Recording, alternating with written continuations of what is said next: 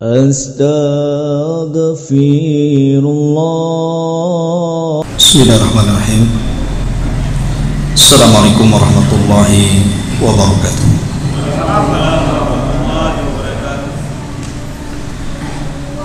Alhamdulillah, salatu wassalamu ala rasulillah wa ala alihi wa sahbihi wa mawalah, wa la hawla wa la quwata illa billahi wa ba'du.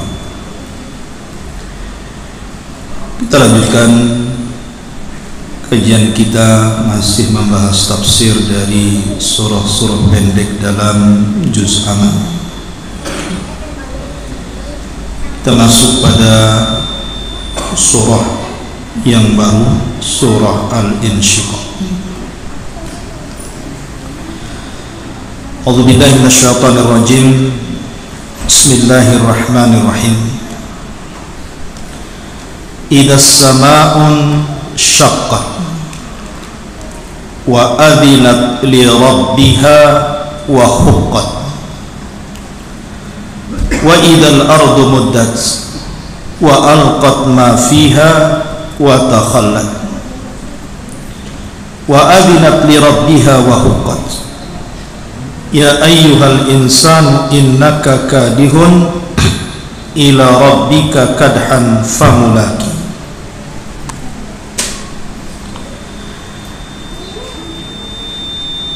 Di sini Allah Subhanahu wa taala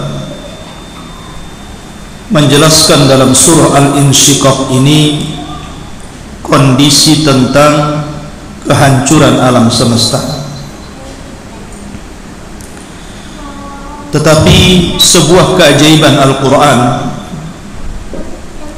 adalah satu surat dengan surat-surat yang lainnya itu terkadang saling melengkapi. Kita tahu bahwa suratul Insyiqaq ini, kalau urutannya dari awal, maksudnya dari Al-Fatihah, Al-Baqarah terus sampai Qul a'udzu birabbin nas, maka suratul Insyiqaq ini jatuh setelah surah Al-Infitar, yang maknanya juga langit terbelah. Kemudian sebelumnya surah Infitar ini ada surah At-Takwir. Kemudian sebelumnya ada surah An-Naba. Jadi surah-surah tersebut bicara tentang kiamat. Dalam surah At-Takwir, Allah Subhanahu wa taala menjelaskan tentang setiap manusia itu punya catatan. Setiap manusia ada catatannya sendiri-sendiri. Dan dalam surah Al-Infitar menjelaskan tentang letak catatan di mana. Orang-orang yang beriman letak catatannya di tempat yang paling tinggi yang disebut dengan Illiyun. Dan orang-orang jahat diletakkan catatannya di tempat yang paling rendah disebut dengan Sijjin.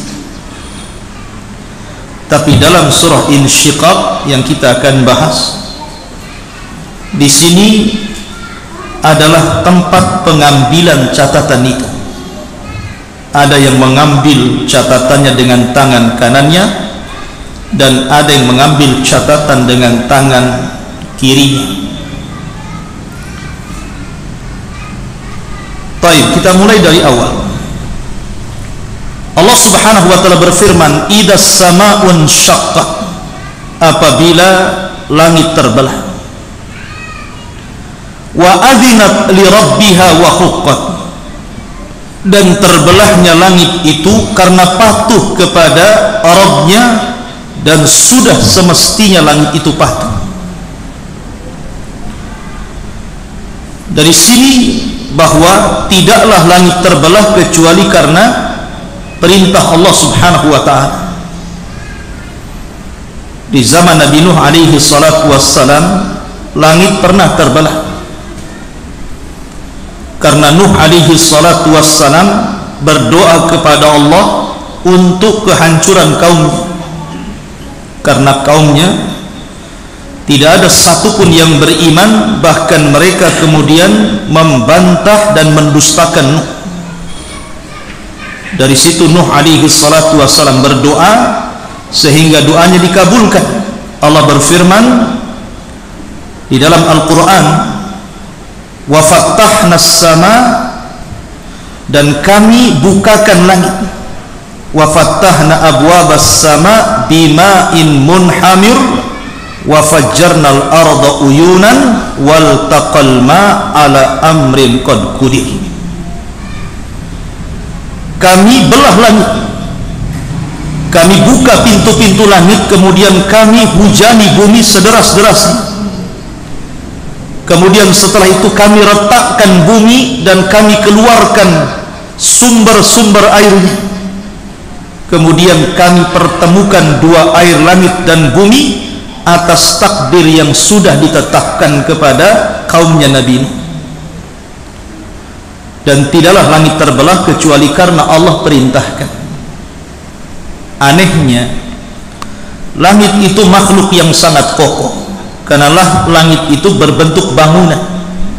Wassama banainaha, dan langit itu kami bangun. Jadi langit itu bukan berbentuk awan, langit itu bangunan yang sangat kokoh. Langit sekokoh itu, apabila Allah subhanahu wa ta'ala memerintahkan untuk pecah, maka langit pecah. Bahkan bumi sekuat ini juga, apabila Allah memerintahkan untuk belah, maka bumi akan terbelah. Tapi manusia makhluk yang lemah, tidak sekuat langit dan bumi. Terkadang Allah perintahkan, belum tentu dilaksanakan. Jahilnya manusia, terkadang keras hatinya.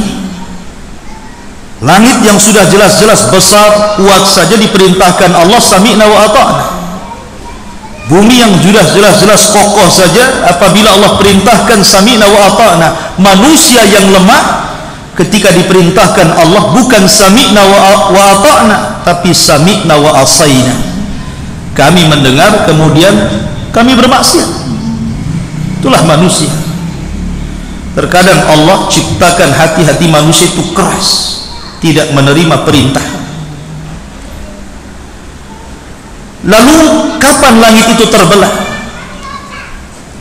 Dan kapan pula Allah katakan wa idzal ardu muddat, ketika bumi diratakan, wa alqat ma fiha wa takhallad, dan kami keluarkan beban-beban isi bumi ke permukaan. Kapan itu? Sebagian para ulama mengatakan bahwa kehancuran bumi lebih dahulu dibandingkan kehancuran langit. Idza zulzilatil ardu zilzalaha, apabila kami gempakan bumi itu dengan gempa yang sangat dahsyat. Allah tidak katakan idza zulzilatil ardu zilzalah, tetapi Allah idhofahkan zilzal kepada bumi, zilzalaha. Ha ini kembali kepada bumi, kata ganti yang kembali kepada bumi. Artinya yang gempa itu bukan satu daerah saja, yang gempa itu bukan satu negara saja, tapi yang gempa itu satu bumi, karena gempanya diidhofahkan kepada bumi. Nah, kehancuran bumi lebih dahulu dibandingkan kehancuran langit. Ada yang mengatakan bahwa sebelum terbelahnya langit, maka langit itu penuh dengan dukhan, penuh dengan asap yang sangat pekat. Ini satu pendapat. Allah subhanahu wa ta'ala berfirman, fartaqib yauma ta'tis sama'u bidukhanin mubin.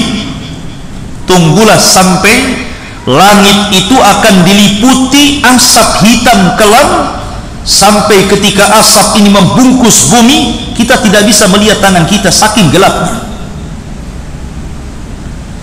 Walaupun sekali lagi tartib tentang tanda-tanda kiamat ini tidak bisa kita prediksi. Yang pertama ini, kedua itu, keempat ini tidak bisa.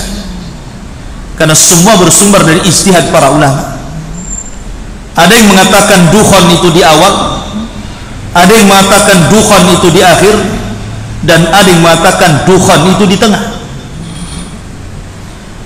Tetapi kalau saya ditanya, dari tiga pendapat ini saya cenderung kepada pendapat Al-Hafidh Ibnu Hajar Al-Asqalani dalam kitabnya Fathul Bari ketika menukilkan perkataan Al-Imam At-Tayyibi rahimahullahu ta'ala.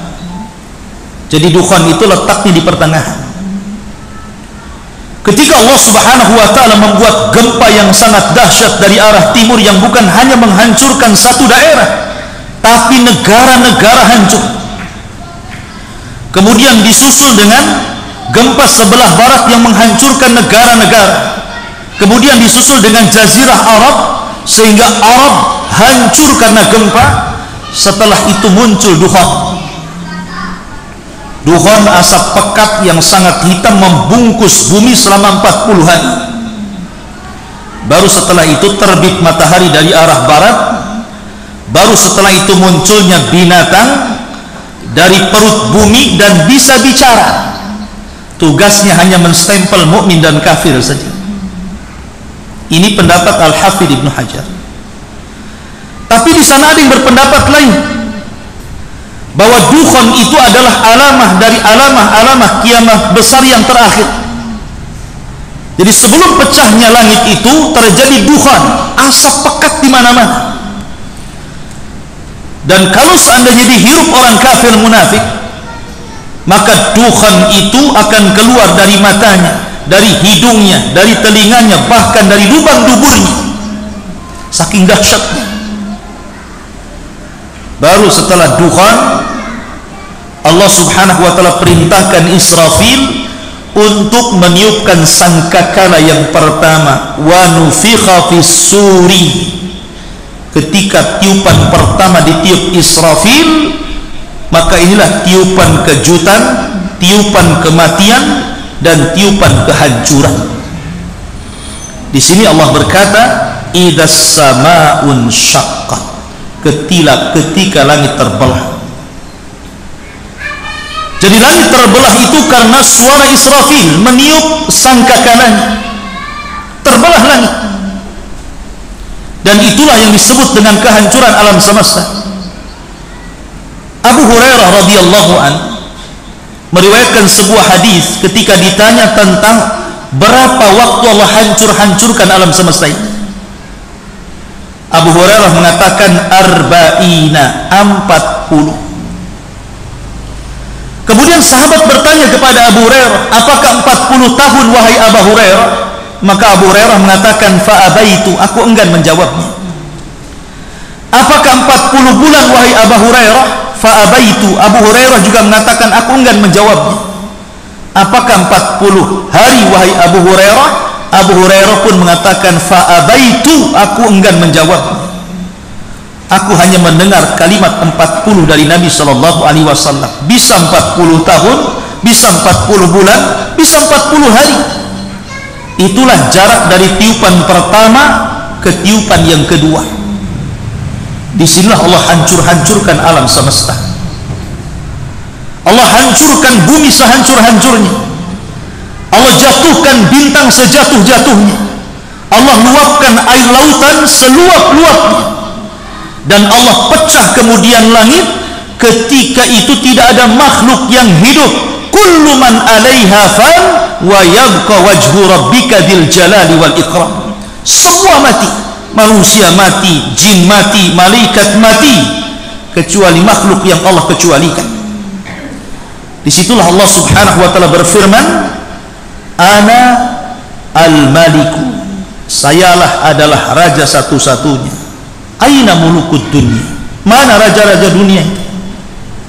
Ana al-malik, aina al-jabbarun, aina al-mutakabbirun, saya raja. Mana orang-orang yang congkak itu? Mana orang-orang yang sombong itu? Tidak ada yang jawab, karena semua mati. Maka Allah jawab sendiri kata-katanya dan mengatakan anal wahidul qahhar, sayalah zat satu-satunya dan saya bisa untuk mengadab siapapun. Disinilah makna daripada maliki yaumiddin. Kita sering membaca surah Al-Fatihah.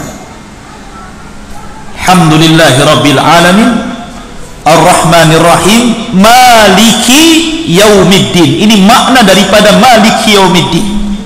Dialah raja pada hari ketika Allah bangkitkan kiamat.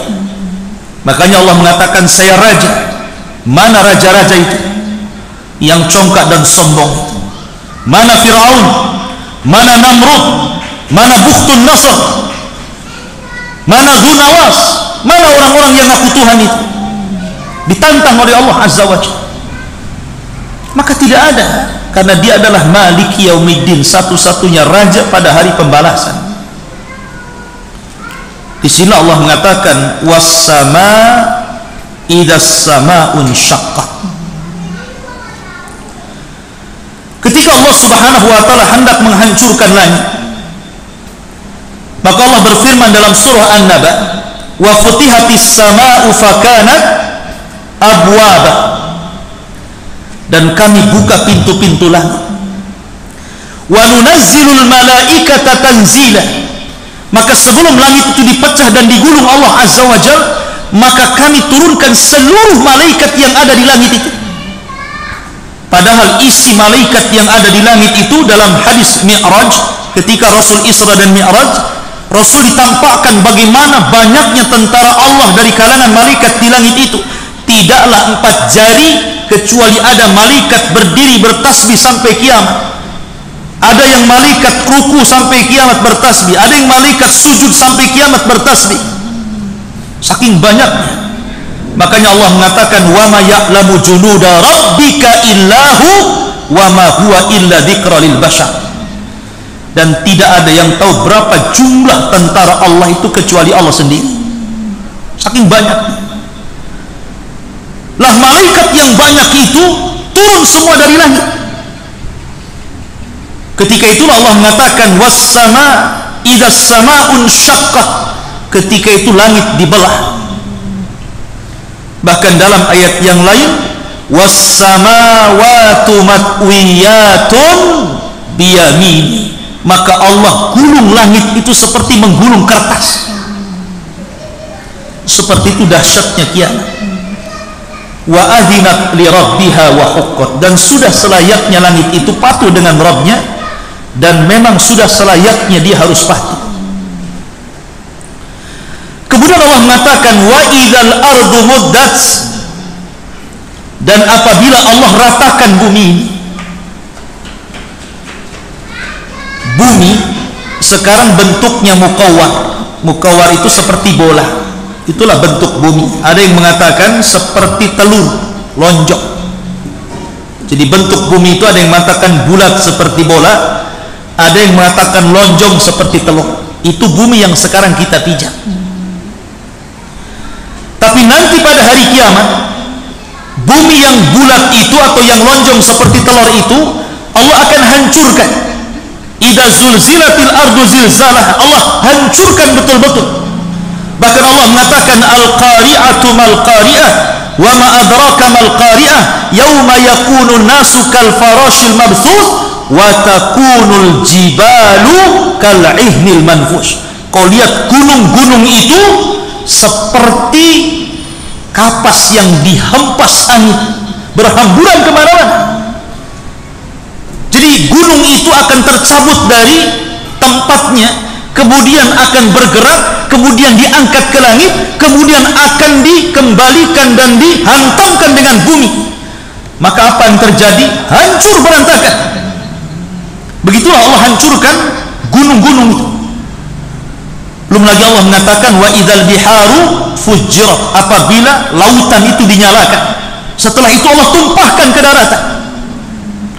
Jadi semua dihancurkan, laut ditumpahkan, gunung dihancurkan, bumi digempakan, sehingga bumi yang bulat itu hancur sehancur-hancurnya. Ketika itulah Allah bentuk kembali bumi, tapi dalam bentuk yang tidak bulat. Seperti apa bentuknya setelah itu? Wa idzal ardu muddat, Allah ratakan bumi.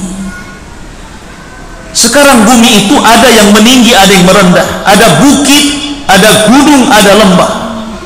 Tapi nanti setelah Allah hancurkan bumi ini, tidak ada yang meninggi, tidak ada yang merendah, tidak ada gunung, tidak ada bukit, tidak ada lembah, rata semuanya, dan warnanya seperti tepung beras, putih semuanya.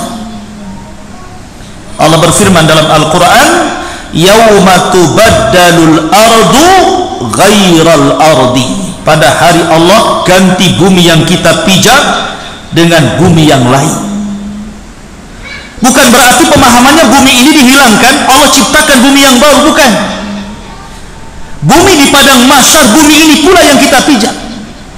Tetapi Allah hanya membentuk dengan cara Allah ratakan. Sudah tidak bulat lagi.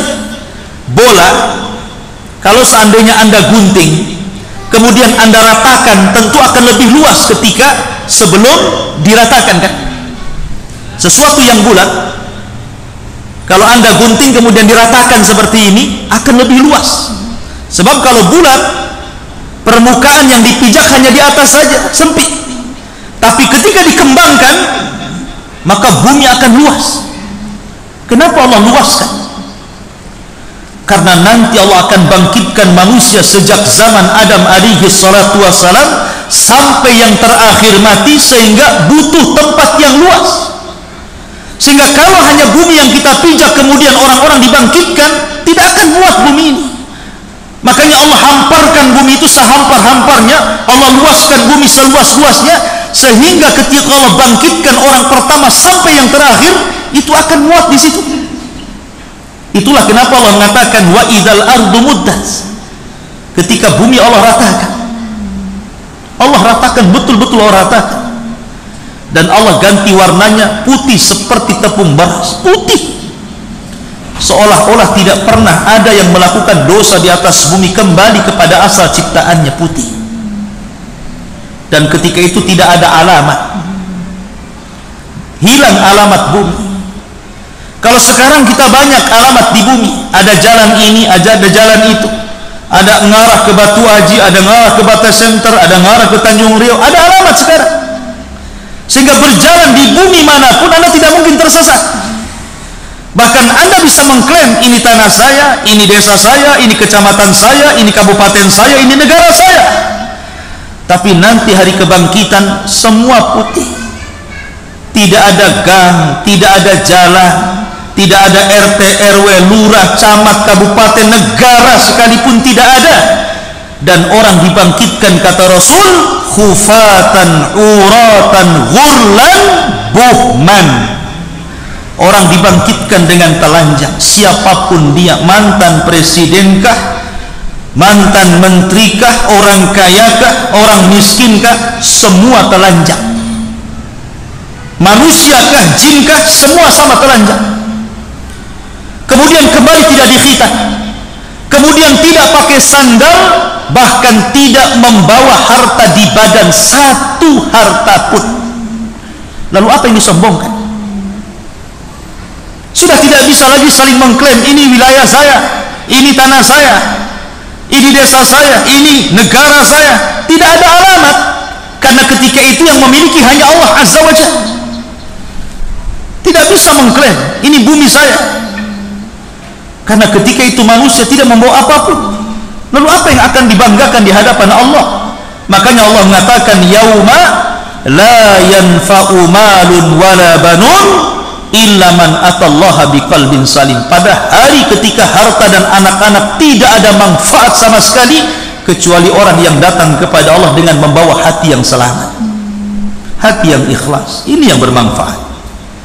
Allah mengatakan wa idal ardu muddat, dan ketika bumi diratakan. Kemudian Allah mengatakan wa alqat ma fiha wa takhallat, dan kami keluarkan beban-beban isi bumi sampai di dalam bumi itu kosong, karena semua beban-bebannya Allah tumpahkan ke permukaan. Ayat ini sama dengan ayat wa akhrajatil ardu asqalaha, dan kami keluarkan beban-beban berat bumi kemudian dilempar ke permukaan. Apa maknanya? Yang dimaksud wa alqat ma fiha wa takhallat, kami keluarkan beban-beban isi bumi kemudian di dalamnya kosong, artinya jasad-jasad yang sudah terpendam sejak zaman Adam sampai yang terakhir mati, Allah munculkan ke permukaan, sehingga bergelimpangan jasad di mana-mana. Allah ciptakan kembali, dan Allah mudah menciptakan kembali daripada menciptakan dari awal. Semua jasad bergelimpangan di atas permukaan bumi itu. Semua jasad para nabi, jasad para rasul, jasad orang-orang yang beriman, jasad Fir'aun, jasad Namrud, jasad orang-orang kafir, orang-orang munafik, orang jahat, semua ada di permukaan bumi. Ketika itulah Allah Subhanahu wa taala berfirman, wa idzan nufusu zuwizat, apabila ruh-ruh dilesatkan. Ketika terjadi hari kiamat besar, di mana ruhnya orang-orang yang baik diilihi di tempat yang paling tinggi, ruhnya orang-orang jahat fi sijjin di tempat yang paling rendah di dasar bumi. Disitulah ruh dilesatkan, dilepas kembali, kemudian mereka melesat ke jasad-jasad yang sudah ada di permukaan bumi, dan ruh itu masuk ke jasad tanpa tertukar jasad satupun, semua masuk. Dan yang pertama kali siuman adalah Nabi SAW. Tapi Nabi masih ragu, karena ketika dia siuman Nabi Musa sedang duduk, sehingga Rasul mengatakan, aku tidak tahu apakah Musa duluan yang siuman, apakah diriku. Tapi yang jelas bahwa Rasul yang pertama kali siuman, baru kemudian disusul dengan yang lain. Dalam surah Yasin, Allah Subhanahu wa taala menggambarkan kepanikan orang-orang kafir, kepanikan orang-orang munafik, kepanikan orang-orang yang melakukan dosa, dan mengatakan, ya wailana man ba'atsana mim marqadina, duhai celaka kami, siapa yang membangkitkan kami dari tidur-tidur kami. Karena ketika kiamat dibangkitkan, ruh dan jasad itu dipisahkan. Di sini terhenti azab kubur dan nikmat kubur, sehingga orang merasa seolah-olah mereka tidak mungkin dibangkitkan, seolah-olah mereka sedang tidur. Rupanya Allah berkehendak lain, mereka dibangkitkan. Maka orang-orang kafir kemudian mereka panik dan mengatakan, malaha idza zulzilatil ardu zilzalaha wa akhrajatil ardu athqalaha wa qala al insanu malaha wa qala al insanu malaha, dan berkatalah manusia, malah ada apa ini? Dalam surah Yasin, ya wailana man ba'atsana min marqadina, duhai celaka, kenapa kami bisa dibangkitkan kembali? Siapa yang membangunkan dari tidur kami? Begitulah paniknya orang-orang kafir ketika dibangkitkan. Tapi orang-orang yang beriman, Allah berikan ketenangan dan keteguhan hati. Walladzina amanu wattaba'athum dzurriyyatuhum biimanin alhaqna bihim dzurriyyatuhum, dan orang-orang yang beriman, kata Allah, kemudian keimanannya diikuti oleh keluarganya, oleh istrinya, oleh suaminya, oleh anaknya, oleh orang tuanya, oleh saudara-saudaranya.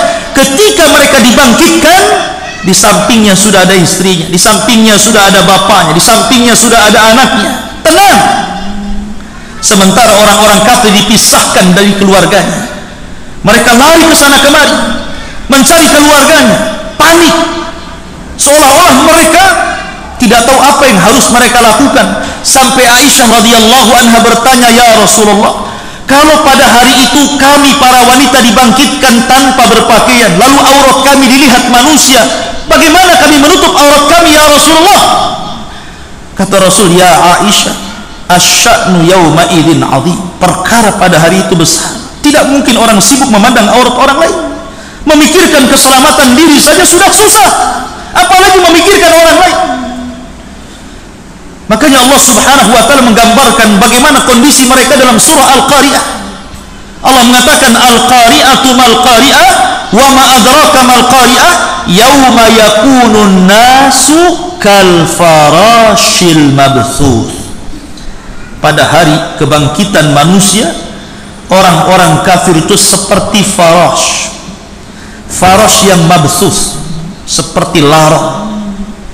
Anda tahu kalau laron terbang ke lampu, mereka tidak beraturan, tabraknya kawannya, sehingga sebentar saja terbang ke lampu, sebentar pula sayapnya sudah berserak di bawah tembok, kemudian jatuh satu persatu jasadnya. Begitulah Lut.